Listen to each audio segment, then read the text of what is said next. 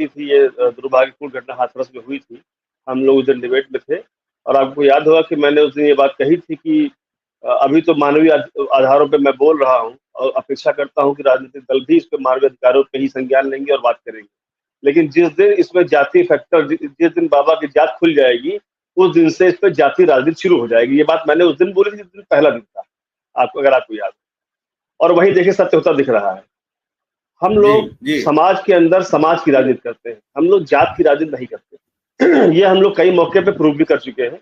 उस दिन भी मैंने कहा था, मैंने कल भी कहा, परसों भी एक जगह डिबेट में मैंने कहा कि बाबा जी की सरकार, माननीय मुख्यमंत्री जी के नेतृत्व में उत्तर प्रदेश के अंदर भारतीय जनता पार्टी की सरकार है, इसमें किसी भी आरोपी को बख्शा नहीं जाएगा, ना बख्शा गया है। और जो भी दोषी पाए जाएंगे किसी भी मामले में, किसी भी करते, उनके साथ कठोरतम व्यवहार किया जाए, कठोरतम कार्रवाई होगी। पहले दिन मैंने कहा था कि 24 से 48 घंटे के अंदर आप कार्यवाही का दृश्य देखेंगे।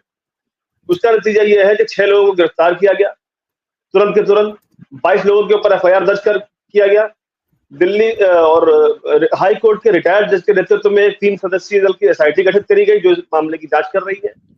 बाबा का जो मुख्य सेवादार था देव प्रकाश मधुकर, उसको नजरगढ़ से गिरफ्तार किया पुलिस ने, एसटीएफ ने।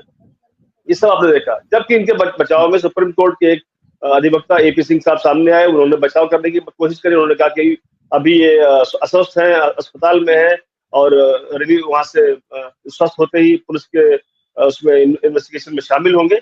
लेकिन पुलिस ने इसका इंतजार नहीं किया, उनको तत्काल प्रभाव से नजरगढ़ से अरेस्ट कर लिया। तो कार्यवाही तत्काल प्रभाव से हो रही है और चल रही है, निरंतर कार्यवाही चल रही है।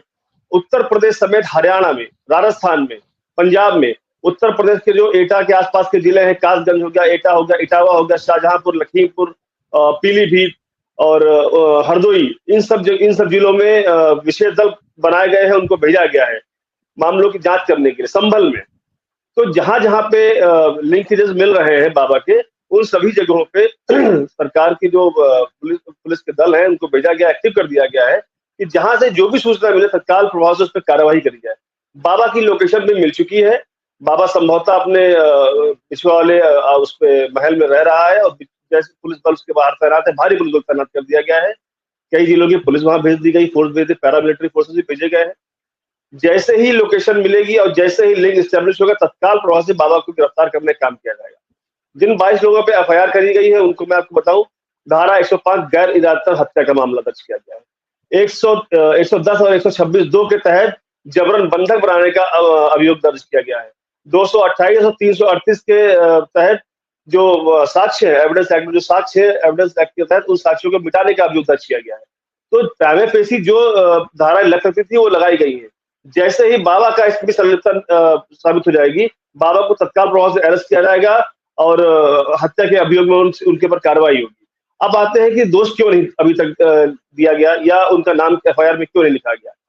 इस पर मैं ये कहना चाहूंगा कि जब कहीं भी पूरे भारत में कहीं भी इस प्रकार का कोई सत्संग या ऐसी कोई गोष्ठी होती है, तो जो इसका होस्ट होता है वो लोग शासन और प्रशासन के संपर्क में रहते हैं। जिस तरह से बाबा के यहाँ जो ये कार्यक्रम था, उसके आयोजनकर्ता जो थे, जो 6-7 सदस्य थे मुख्य रूप से, जिसमें देव प्रकाश मधुकर था, महेश चंद थे, अनार सिंह थे और संजू यादव थे, चंद्र यादव थे, राम प्रकाश थे। ये लोग कोऑर्डिनेशन कमेटी के लोग थे और ये लोग ही मुख्य तौर पर प्रशासन से अपने संवाद में लगे हुए थे। अब इन लोगों की जिम्मेदारी थी कि वहां पे कितने लोग आ रहे हैं, उनके लिए क्या व्यवस्था है, वो इसकी जिम्मेदारी थी, इनको दी जाए। एक चीज और मैं इसमें जोड़ना चाहूंगा विवेक जी, जहां पुलिस के ऊपर आरोप लग रहा है कि पुलिस ने वहां पे व्यवस्था को क्यों नहीं हैंडल किया, तो मैं ये बताना चाहता हूँ कि इस प्रकार के जो भी आयोजन होते हैं वहां पे किसी भी बाबा के खुद के सेवादार होते हैं। तो जो पंडाल या जो प्रमाइसर होता है, जहाँ पे आयोजन हो रहा होता है, उसके अंदर की सारी व्यवस्था वो सेवादार अपने उसमें रखते हैं और पुलिस को उसमें प्रवेश नहीं करने देते हैं। अब अगर जबरन पुलिस में प्रवेश करना चाहे तो ये तो सही हादसा होगा, तो कह सकते हैं आप आरोप लगा सकते हैं। जबरन प्रवेश करे तो भी आरोप लगेगा, न करे तो भी आरोप लगेगा। यही रोकना चाहूंगा, ये कितनी गैर जिम्मेदाराना बात है कि पुलिस को प्रवेश नहीं करने देते। लॉ ऑफ लैंड होता है, ऐसी कौन सी जगह पुलिस मतलब करना, आपकी पुलिस इतनी असक्षम हो गई, ये तो इनकाउंटर स्पेशलिस्ट थी, जहाँ जरूरत होगा पूर्वक प्रवेश करेगी। क्या यह धार्मिक मामला है इसलिए नहीं करने देते क्योंकि योगी आदित्यनाथ की सरकार है? ऐसा नहीं धार्मिक मामला इसलिए ऐसा नहीं मैं कह रहा हूँ। मैं इसलिए ऐसा कह रहा हूँ कि मैं सत्संग की बात कर रहा हूँ। ये सत्संग के बाद जो हादसा हुआ, ये उसके बाद कहा जा रहा है कि क्यों नहीं घुसी पुलिस। कहीं भी सत्संग होता है तो ये अंदाजा नहीं होता कि सत्संग में इस प्रकार की जो घटना घट जाएगी। तो जब सब कुछ शांतिपूर्ण ढंग से चल रहा होता है तो पुलिस बाहर तैनात होती है, सेवादार अंदर की व्यवस्था संभालते हैं। और ये आप घटना देखिए, घटना सत्संग समाप्त होने के बाद हुई है।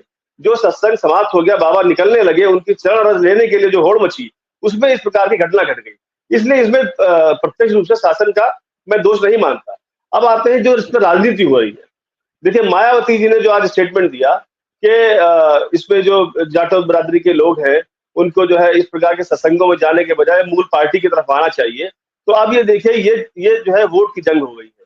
और चूंकि इस वाले चुनाव में सबने देखा, पूरा मीडिया भी जानता है, राजनेता भी जानते हैं और पार्टियां भी जानती हैं कि जाटव वोट बैंक जो मायावती का फिक्स वोट बैंक था, वो इस चुनाव में मायावती जी से शिफ्ट होकर के उसके तमाम सारे कारण रहे, चाहे आरक्षण का मुद्दा रहा, चाहे जो 1 लाख रुपए 8500 रुपए देने की बात हो, वो मुद्दे रहे, ध्रुवीकरण का मुद्दा रहा, उनसे उनकी वजह से जो शिफ्ट हुआ कांग्रेस और सपा की तरफ, उसकी वजह से मायावती को ये लगा कि ये मौका है। ये इस तरीके से हो सकता है कि blessing in disguise for Mayawati. एक घटना घट गई, उसमें मायावती को मौका मिल गया कि अपने वोट बैंक को हम अपनी तरफ खींचने का काम कर सकते हैं, इसलिए मायावती का वो स्टेटमेंट आया।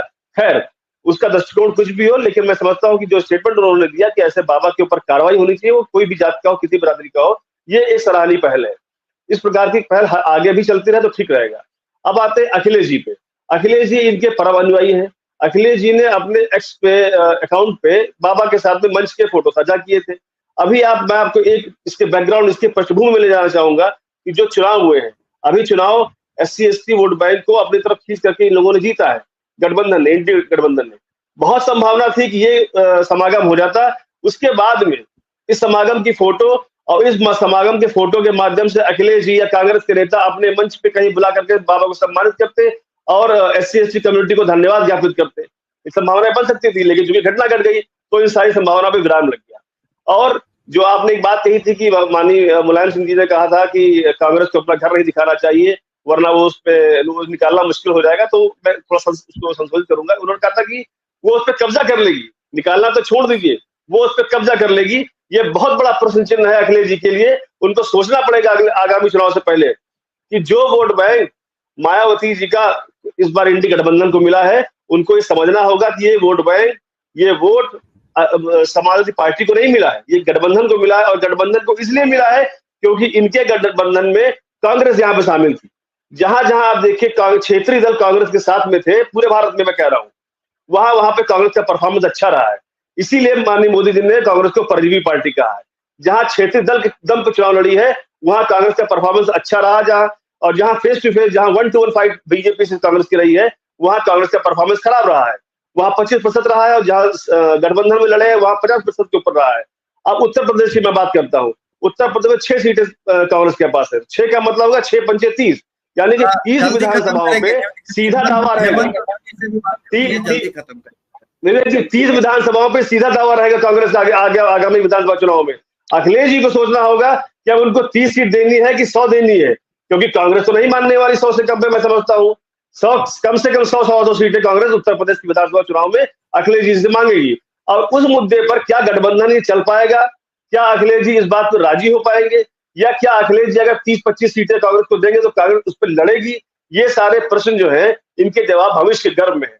लेकिन मेरा पूर्ण विश्वास है कि मुझे नहीं लगता कि ये गठबंधन 1.5 साल से ऊपर चलने वाला है, क्योंकि जिस प्रकार आपने देखा संसद के विशेष सत्र में पहले दिन अखिलेश जी अपना बर्थडे मनाने चले गए, राहुल जी अकेले मोर्चा संभाले हुए थे। अरे अभी तो शुरुआत थी, आपको एक वहां पे मिलजुल करके मोर्चा संभालना चाहिए था। लेकिन अखिलेश जी, चूंकि इमरजेंसी का मामला उस दिन था, और इमरजेंसी में माननीय अखिलेश जी के भी जो पिताजी थे, माननीय मुलायम सिंह यादव, जो 3 बार मुख्यमंत्री उत्तर प्रदेश के रहे, उनको भी इंदिरा गांधी सरकार ने जेल में डालने का काम किया था। उनका भी डर था कांग्रेस के साथ में, इसलिए कांग्रेस के समर्थन में उसे सदन में आपको नहीं दिखाई पड़े। तो ये गठबंधन की टूट तो अभी से दिख रही है, ये गठबंधन आगे नहीं चलेगा, आप जान लीजिए।